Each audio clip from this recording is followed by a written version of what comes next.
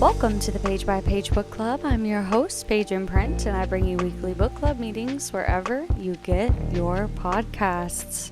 It's that time. You voted, so I'm doing it. We are doing an Enemies to Lovers episode. Now, I'm on record as a Friends to Lovers girl, and I'm just going to say that from the jump. I think transparency is important, but I too can respect a good enemies to lovers moment. I really can, because this is what you all wanted, and because I'm a podcaster of the people, which we have established, we're going to be talking about it today. I feel as though enemies to lovers is much like hot sauce. There's a scale when it comes to the intensity.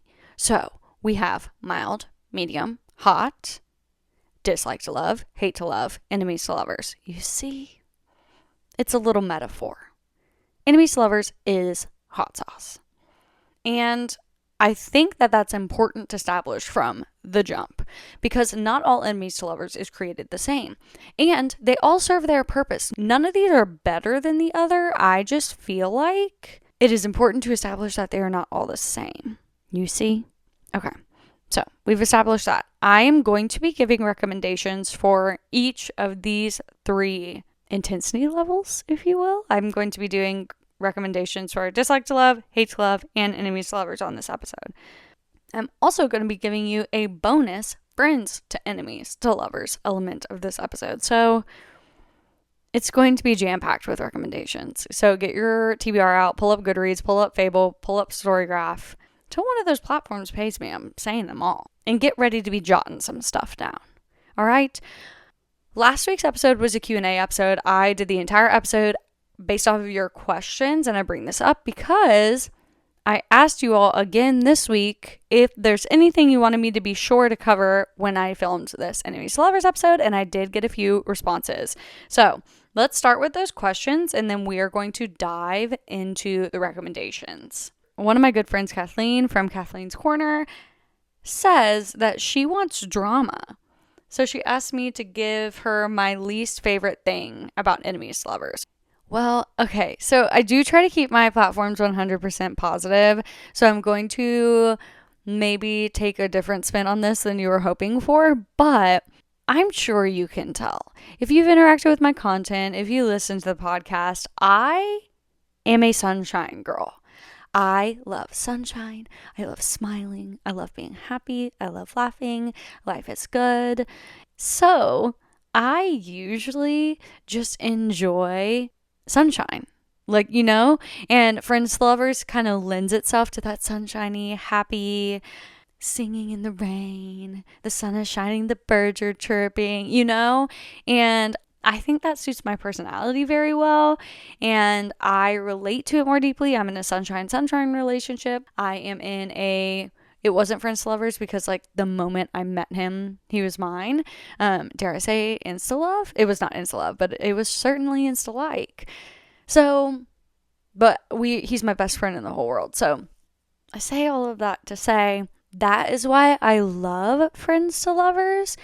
And I suppose I lack understanding of the enemies to lovers genre because I've just never hated someone that much. Or if I did hate them, I would literally never even remotely entertain the thought of being with them. And I get that it's just a book. And I get that the tension's fantastic and fun to read. And I really do like enemies to lovers. I'm just saying that is why I prefer Friends to Lovers, I would say. I just have a harder time relating to it. But I consider myself an empathetic reader where I am primarily reading, yes, for entertainment, but also I'm trying to gain understanding of these characters and use it as an opportunity to understand the people in my life better, to understand people that are different from me, to understand myself. And so I really, really do try to get into the minds of a lot of these characters that these authors have created and written. And so I have a harder time placing myself in the shoes of someone experiencing a hateful situation because I'm not a hateful person. So now, a little lore on the podcaster, a little lore on Page and Print. It takes a lot for me to dislike someone, but once I do, it's over. I will forgive, but I will never forget. So, I don't know. Not that that's important to the plot of this story or this podcast right now, but I don't know. Feel like y'all like getting to know me. And it's my podcast. And I'm talking to an empty room. So I'll do as I want. Okay, so that was Kathleen. I'm sorry. That wasn't as messy as you were probably hoping. But we digress. So this kind of bounces off of that and what I was just talking about. Your therapist reads smut. My dear friend Rachel asks, real talk. Do you ever struggle when they're mean? I do. I love this. Let's talk about it. I do struggle, Rachel. It is hard to watch characters be mean to each other. It really is. And sometimes, like, some of the stuff they say, it is hard to come back from. I don't have anything on the very top of my mind. I will say maybe a bully romance. I've read 2 or 3 bully romances ever, and I have such like a hard two-sided relationship with them because I've liked the books, but some of the stuff they say and some of like the nasty, mean comments, for me personally, I don't know that I would ever be able to get over. And as we've established, as an empathy reader, it's like, man, if I was in your shoes, I would literally never speak to them again. And it does make it hard to be like, girl, did you hear what he said to you? And we're just going to proceed to the highlighted route? I don't know. Not me.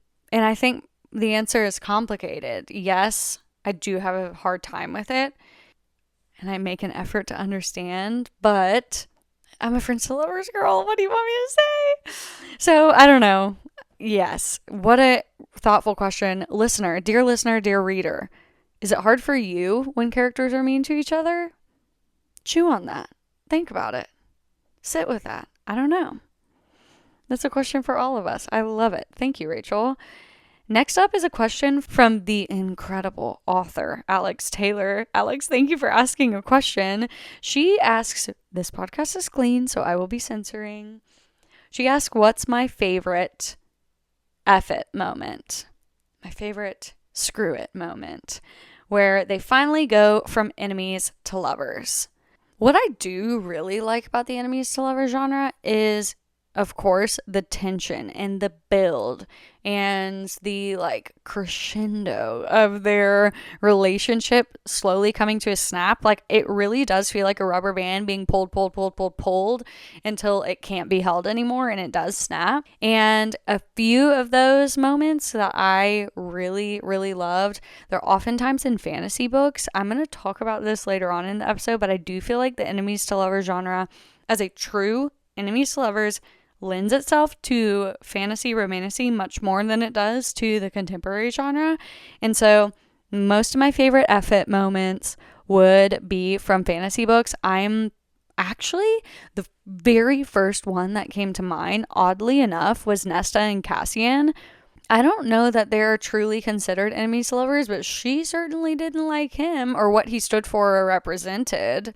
And when she finally gave in to her feelings for him, I loved that moment. I probably could not, at a surface level, relate less to a character than I relate to Nesta, but what an opportunity for me to understand someone so different than me.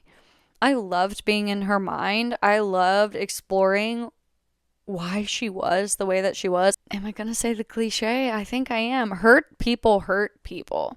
Hurting people as a shield and protective mechanism is so fascinating to me because it's something I would never do, but it was such a blessing to read and understand because I do have people in my life that live life from a perspective that is more aligned with Nesta's than it is with mine. And I loved getting to understand that better. I'm very grateful for it. So, sorry, little side quest. Is it the page by page book club if there's not a side quest? Let's be real. I'll say another Sarah J. Maas one just while I'm thinking of it. Throne of Glass spoilers. If you want to skip ahead a few moments. Aelin and Rowan. He hated her. oh, dude, he hated her. And when he finally got over it and got with the program, that was a crazy moment. So, love that. I'm going to be talking about actually Era of Fire later on in this episode for a true enemies to lovers conversation. So, prep for that. Looking around my shelves, seeing if I'm missing any. Oh, A Peak Performance by Victoria Wilder is a really interesting one. So, the premise of this book is it's the fourth book of the series, and you've gotten to meet all of his other siblings in all of the other books. And he is set to take over as CEO of the company. However, he's a bit immature, and so his dad feels as though he's not ready to take over the position. And so he decides to outsource the position. And who does he outsource it to? But their rival company family's daughter, who is overlooked for the role as CEO in lieu of her fiance at the time. And he offers her the job, and she takes over as CEO. So she has his job. And they're neighbors, and the tension's really great. And it's not enemies to lovers where it's like they're true enemies, but it's very much a dislike to love from his perspective of, you have my job. And from her perspective, you want my job. And I'm going to prove not only you, but the world and industry wrong by successfully leading this company. I think that this book is so underhyped. That was one of my recommendations for my dislike to love section here. So I have jumped the gun a little bit, but their F it moment is really, really good. Really love that one. So thank you for asking, Alex. That's a great question. And that is like the hallmark of enemies to lovers. And for me, as a friends to lovers girl, one of the elements of enemies to lovers that's just undeniable.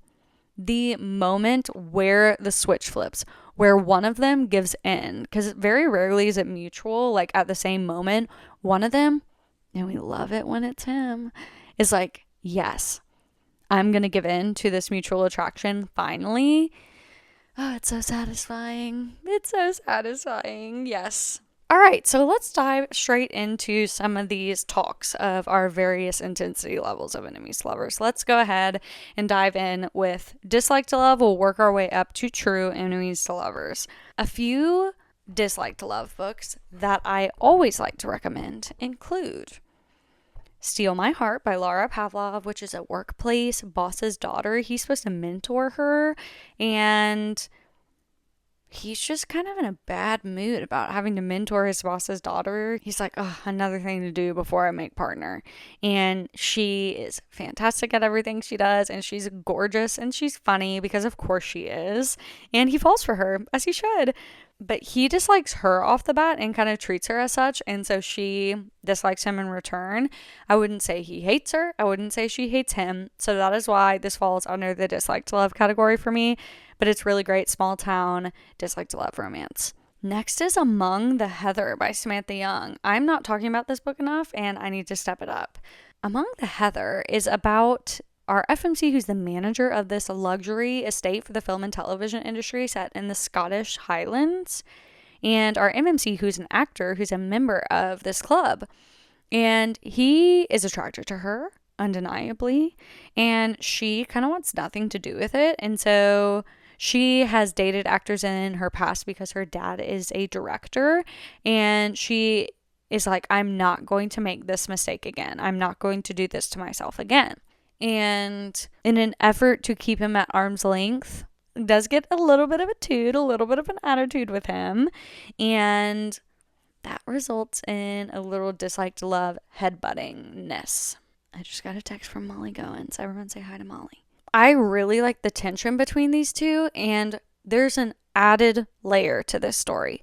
Not only does she dislike the idea of him, the kind of playboy actor, pretty boy, she also dislikes herself and isn't confident in herself and is really, really hard on herself. She's a curvy FMC, and her sister's like supermodel. Her mom's like a legitimate supermodel. Her sister might as well be a supermodel, and I think her mom places a lot of pressure on her. And with a lot of these enemies to lovers stories, and dare I take it into the real world, when people are mean to you, when people maybe leave a hate comment, my automatic reaction as a creator is like, oh, I wonder what's going on with them that makes them feel like leaving a comment like this or making a comment like this makes them feel better, makes them feel like this is the right thing to do. It's always, to me, a projection of what is going on in their heart that makes them feel like being mean is the answer. Because I never in a million years would dream about leaving a hate comment, making a mean comment to someone, not on purpose. I bring this up in the context of enemies to lovers because I love when the authors place that element into the characters of, are they being rude and mean because they dislike you, the MMC or whoever, or the FMC? Or are they being rude and mean because they dislike themselves or something about themselves or something that you represent? I love when authors are able to provide such a perspective on their characters that we are curious about that. So, Among the Heather by Samantha Young is a really great example of such an experience. Next on my list was A Peak Performance, but we've already touched on it. So we move on to All the Missing Pieces by Catherine Cowles. Again, another example of dislike to love, where she's a true crime podcaster, shows up in his town, he's the sheriff, and she has a personal connection to this case, but so does he. And she is uncovering things, and he wants her to stay in her lane. And this is a dislike to love scenario where they're kind of just getting in each other's way, and their emotional connection to this case brings up a lot for both of them. And the things that each of them represent to each other results in this tension and element of dislike. Love it. Beautifully done. It's a romantic suspense, and it is a standalone. I feel like Flawless by Elsie Silver, another prime example of dislike to love. If you have not read Chestnut Springs, this is the first book in that series. He's a bull rider, and he gets into a little bit of PR trouble, and so his agent assigns his daughter, so the agent's daughter, to essentially babysit our MMC Rhett for the duration of the PBR season. And he does not want a babysitter. And to be fair, what grown man wants a babysitter? And she does not want to be babysitting.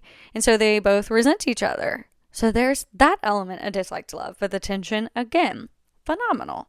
So not to analyze each of these characters and like why they dislike each other, but I do find it to be so interesting. Tempt Our Fate by Kat Singleton, another example. Small town enemies to lovers. He's a billionaire and buys an art studio. He's an art curator next to her coffee shop, and she wanted to buy the building buy the space to expand, and he bought it instead. And from the jump, they just butt heads. She does not take his crap, if you will. We keep it clean right now on the pod. I wouldn't consider them hate to love, truly. I do think it was a misunderstanding, but the type of FMC that she was, so fiery, spitfire, sassy, strong, does add an additional oomph to the dislike to love pieces of the story. So little billionaire coffee shop owner for you. Oh, underrated book, Strong and Wild by Sloane St. James. Second book in the Lakes Hockey series. Oh, this one's interesting. So she is a pastry chef. She has dreams of opening this like pastry cocktail bar type thing. I can't remember. Please forgive me. As you know, I do this podcast off the top of the dome. And he is a hockey player, and they live across the hall from each other in an apartment building. And he keeps to himself. He's a rookie on the hockey team, and it's just like, you know what? Like, I'm keeping to myself. He has a lot going on with his family.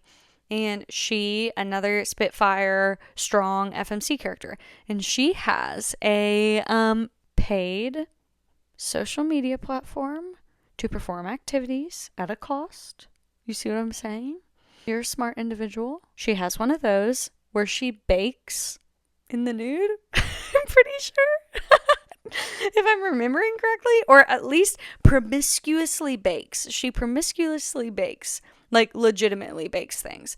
But he so happens to be a subscriber, and he finds out quickly that she is this online personality, but he doesn't want her to know that he's a subscriber. It's so interesting. So he decides he's going to make her hate him. That's a good angle. That was a good angle of this trope.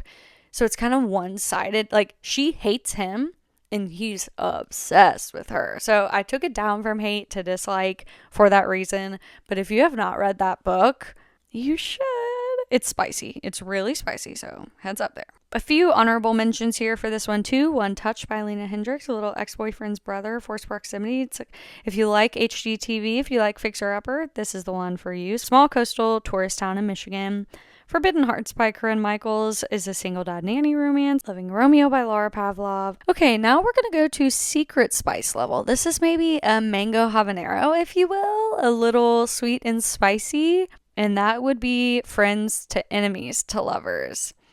This one is a rare one, I feel, but I have a few recommendations. The first is going to be Echoes of Scotland Street by Samantha Young. It's from her On Dublin Street series, and they work at a tattoo parlor together. He's a tattoo artist. She is hired to work front desk, and she's really attracted to him. He's really attracted to her. In fact, they met each other like years ago and like really hit it off, but lost touch. And she just got out of a really nasty relationship, and very much so, like Among the Heather, is like, I cannot fall for him. I cannot be in a relationship like this. I cannot do this again. And so she kind of makes assumptions about him to his face, and he's like, you know what? Fine. So they start off as friends, and then she makes these assumptions, and he's like really disappointed that she made these assumptions about him, and rightfully so. They fall into a friends to enemies, so like love to hate. I feel like Friends to Enemies to Lovers at its core is like to hate to love, or even love to hate to love. Like, enemies is a really strong word. But that's what exactly happens here. Finally, they have a screw it moment. They fall for each other. She opens up to him. It's beautiful. Samantha Young is just the queen of this. Another book from her, Always You. And this one is crazy. It's the third book in the Adair family series. The MMC in this book is the FMC's brother's bodyguard. Are you with me? He is her brother's bodyguard. Her brother's a former retired actor, very famous. They've been around each other their whole lives. This is an age gap, maybe like 12 years. And she's always had feelings for him. Always had feelings for him. And he has never really reciprocated, but he kind of does start to fall for her. And so she makes a move, and he really embarrasses her. He stops her, and he's not necessarily mean about it, but he's not the kindest about it. And she's like, I have loved you for so long, and you have thrown me so many mixed signals, and you made me believe that you wanted me. I'm done. And so she walks out on him, and Samantha can write some groveling. She'll write a grovel, and he goes to therapy for her, and he fights for her, and it's good. Yeah. So that's a little Friends to Enemies to Lovers moment. Loved to hate to love.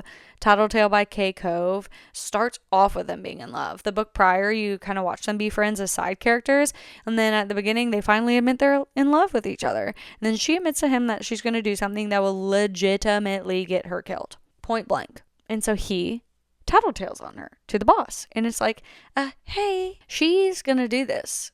And betrays her trust, but to save her life, and she can't forgive him for that. Love to hate to love.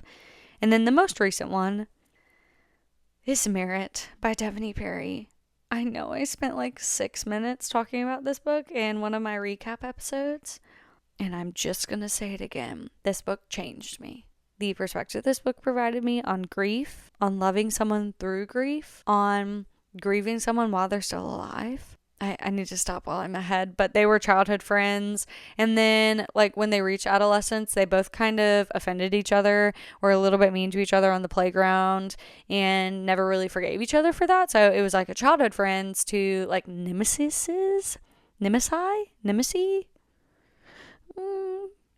I'm just going to keep going. I'm not even going to look it up. You're going to probably be yelling at me in your car driving down the highway telling me what the actual word is, but yeah. So there's that. Gosh, I've been recording for a while. I need to get a move on. But yes, merit. So good. So those are my friends to enemies to lovers. It's a little hybrid of my fave trope and enemies to lovers. So we move on to hate to love. Now we move into the medium hot sauce. We move into hate to love. And there's some hate here. There's some bad blood. But to constitute someone as your enemy, there just has to be something so feral, so bone deep, that hate is just a step down. Like, I hate you, but like, I don't wish you unalived, you know? Great example of this from Catherine Cowles is Tattered Stars. It's the first book in the Tattered and Torn series, and he hates her. He hates her because her dad kidnapped his sister. Now, keep in mind that she saved his sister. Amidst all of this, her dad was a part of a religious, like, doomsday cult, and she saved her, but he hates the FMC because of kind of what her family represents to his family, and it's like, well, you can't blame him. Now, is she her dad? No. But it is a one-sided hate to love, but I think it's done very well. I think the reasoning and the core of it is very clear, and I really, really like that about this book. Steel King by Devaney Perry. So he is the former motorcycle club president, and she is the new to town news reporter, and she's trying to uncover a story on his disbanded motorcycle club. And so there is quite a bit of hate involved in that, where he hates that she's digging up their past. She hates what she assumes he stands for. It's a cool story, and it's the start of a series where the romantic suspense carries throughout the entire series, which is really fun. It's only one of 2 series that I've read like this, and it reads so much like a TV show where you're just having to go to the next episode, or in this case, the next book, to truly understand what's going on. So, Cash by Jessica Peterson, I do think is a true hate to love, because she inherits her dad's ranch, but her dad promised the ranch to him. And she's a city girl. He's the ranch foreman, so he's been running this ranch for years and years. She hasn't really spoken to her dad. He spoke to him every day. So he hates her, and she hates him. And I've mentioned this before about Cash, but what I love about their story is that both of them were willing to be wrong. And I love reading that humility. And this one didn't really pull taut. It was kind of like a slow, like, deceleration, which I liked. I liked that cadence. I liked that feeling. And so, you all know I'm a huge Cash fan. How about a deep cut Elsie Silver, Off to the Races, her first book in her debut series. So I think this was her debut. He owns this ranch and horse training facility and hires her to be the trainer over the summer. But her name is kind of a flex name, where it could be a guy's name, could be a girl's name. I think it's Spencer or like Scotty or, oh gosh. Why wonder when I can know? Billy. It's Billy. Well, close but not close. So he thought he was hiring a man. What is it with men? And he kind of assumes when she arrives that she is trying to like sleep with him or hook up with him, or I don't know.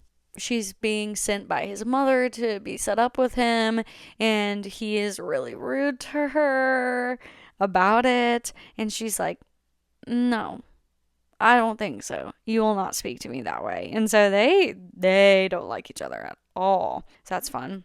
Devaney Perry's The Bully. This is a bully romance. Well, he kind of bullied her in high school.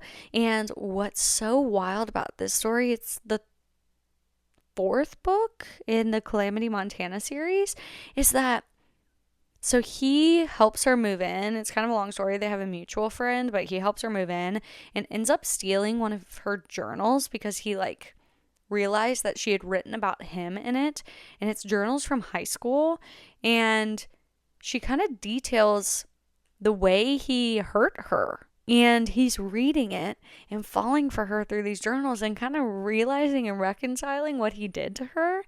And he stole this journal, mind you, and it's a really cool perspective and take on this. That book's not talked about enough. It is really, really wild and interesting. So those are some hate to loves. Shall we move on to enemies to lovers? What constitutes a true enemies to lovers scenario to me is like, it is bone deep. It is personal. It is cursing your bloodline. It is wishing true ill will on this person. It is so beyond personal, and it's just soul deep. So I really do feel as though in a fantasy scenario, it is so much easier to have a true enemies lover situation because there's war. There are lives on the line. There are family curses. Your family betrayed their family. Like, your kingdom betrayed theirs. You're being sent to his kingdom as his bride. Like, there are true things that call to be someone's enemy in a romantasy scenario. I am going to be speaking on a few fantasy books here for the next few minutes. So if you want absolutely no spoilers about, let's see, the Empyrean series, Fourth Wing, the Massiverse, so Sarah J. Maas, A Court of Thorns and Roses, Throne of Glass, Crescent City, the Eversea series by L.J. Andrews, please skip ahead a little bit, okay? Rhysand very much so positions him in a way for Farah to dislike him until he cannot any longer. I mentioned this earlier in the episode, but need we not forget, Throne of Glass spoilers, Heir of Fire. Rowan punches Aelin in the face. I'm pretty sure, if I'm not misremembering, he tells her she should have died. That's enemies to lovers. That'll do it. Yeah, that'll do it. The Eversea series, Eric Bloodsinger. Her family killed his dad. They imprisoned him. Now, that's way more complicated. But yeah, it's like, okay, in a fantasy scenario, enemies to lovers, that's legit. But I do have a few contemporary examples now. I'm going to do another little subsection here because we did fantasy. I do want to say Mafia also lends itself. Mafia Motorcycle Club lends itself to truer enemies to lovers moments because illicit affairs make people very, very, very angry. And so I have to cite the Predator from the Darkverse Runix. Tristan Kane hates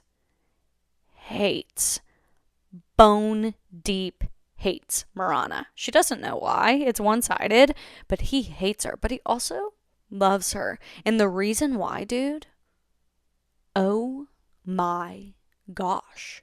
Oh my gosh. If you have not read the Darkverse, you absolutely should. I will preface by saying I have not read the last book yet, but up until this point, I guess the 5 books that I have read, unreal. They do have to be read in order. They are all really, really great.